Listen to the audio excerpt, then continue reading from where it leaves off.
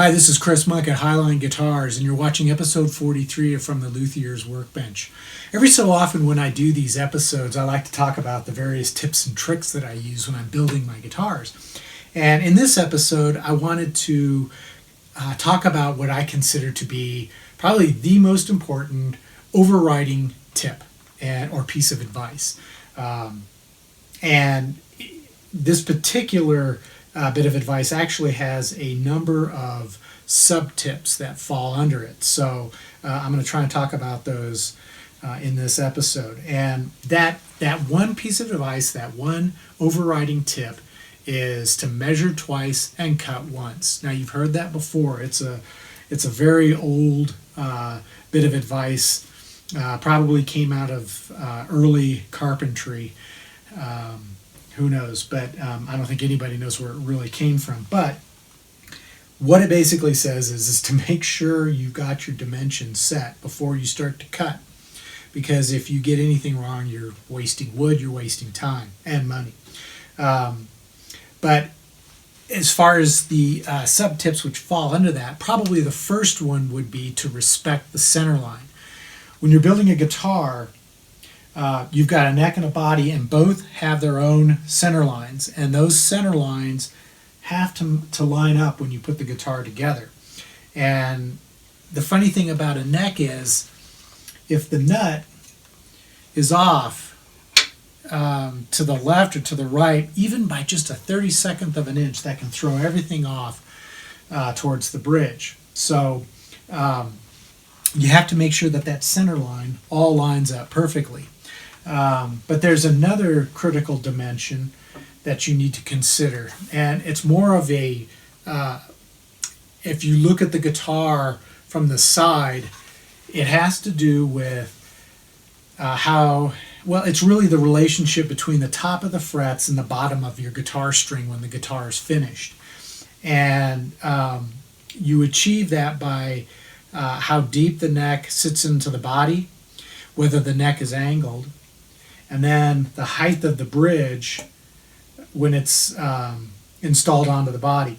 And this is difficult to tell exactly what you're going to end up with until you actually build the guitar. But there is one way to avoid potential problems with that respect, and that is to do a scale drawing of the guitar, a top view and then a side view. And then from there, you can start to figure out how deep you need to make the neck pocket, whether or not the neck needs to be angled. And I use a vector-based drawing program, Adobe Illustrator, and I also use a CAD program to draw the guitars accurately to scale. And like I said, I do a top view and a side view. And I measure the various dimensions of the components so that I can lay it all out on my computer and figure out exactly where everything needs to sit, whether neck needs to be angled, how high off the body the bridge is going to be, placement of the pickups, all that stuff. I can do that beforehand, before I ever start cutting any wood. And to be successful at doing that, the first thing you have to do is you have to decide what kind of guitar you're going to build. What are all the features? Now, I've had customers in the past who've asked for guitars which I could tell even before I started drawing it that it wasn't going to work. For example, I had a customer once who asked for a 24 3/4 inch scale, which is no problem, but he wanted it was either 26 or 28 frets, jumbo frets, which, when you start getting up to 26, 27, and 28, they're going to be so close together they aren't really even usable. But to make matters worse, he wanted 3 humbucker pickups, and there just wasn't any space to put that. It wasn't going to work, and I knew from the outset that it wasn't going to work. However, sometimes you're not really sure if an idea is going to work until you draw it out and can start to lay things into position, and you'll see, oh, that's not going to work. There's not enough room, or it's not going to be balanced, or it's going to be awkward. And that allows you to see it beforehand, make changes and adjustments before you start to cut up the wood. And Another critical part of designing the guitar is you really need to have everything, all the components, your tuners, your fret wire, the nut, the pickups, the bridge, all your electronics. You need to gather those before you even begin to design it. You can do some rough designing to begin with just to kind of get some ideas on paper.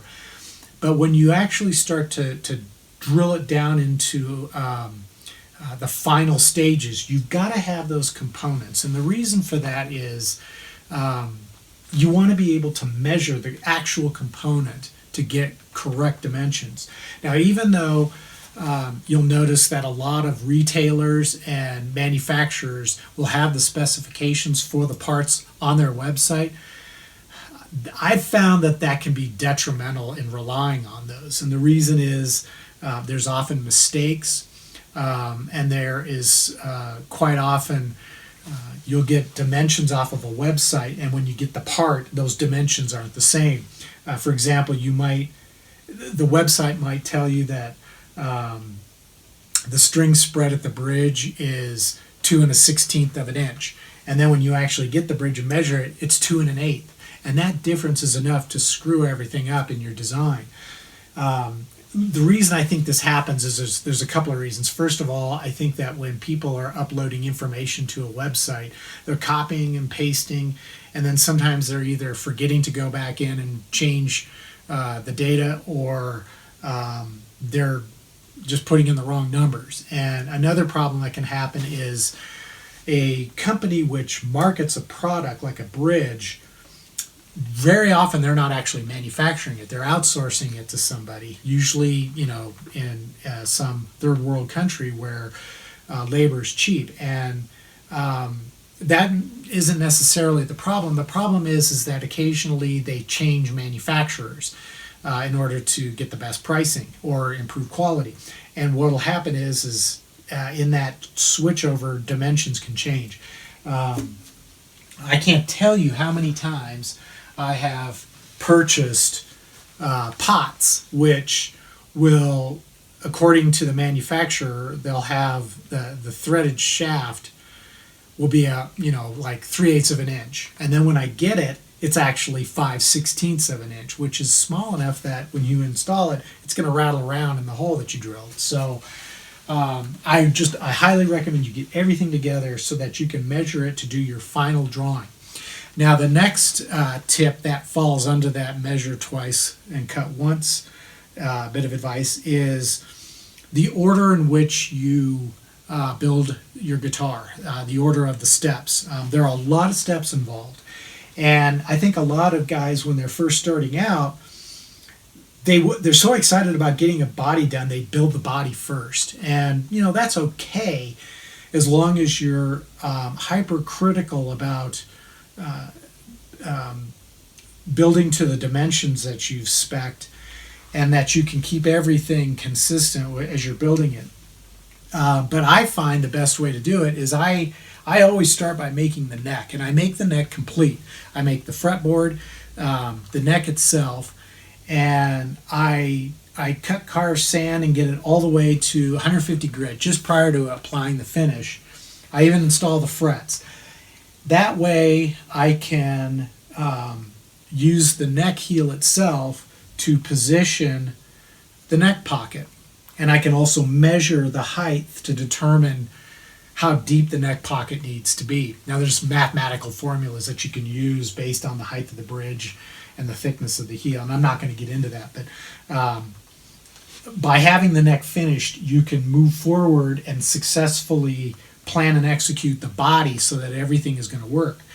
And when I make the neck, I've always found that it's better to make the neck ever so slightly wider than it needs to be in its finished form, because there's going to be a lot of carving and sanding involved, and if you cut everything to exact size, you're going to end up making the neck narrower, because when you sand and remove wood, it's just going to get smaller. And so that may not seem like a critical issue, But when you're going from, say, 80 grit all the way up to, let's say 400, 600 grit, you're taking off enough wood that when you string everything up, those strings are going to get dangerously close to the edges of your fretboard.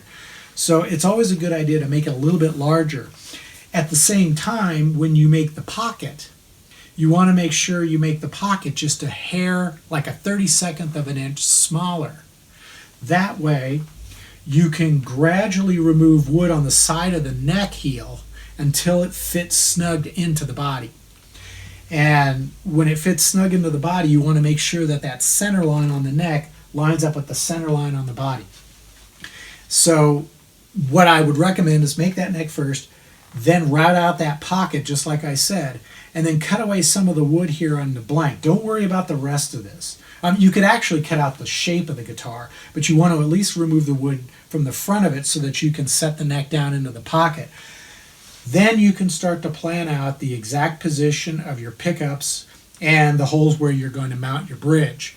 And of course you're going to measure from either the face of the nut to the front of the saddle, or you're going to take that scale length, like in this case it's 25.5 inches, and divide it in two, which is 12 3/4, and I'll measure from the 12th fret, which is the middle of the scale, to the front of the saddle. And then of course you want to make sure that you have a little bit of forward and backward adjustable range on your saddles so that you don't set the bridge in such a position that you can't intonate it later on.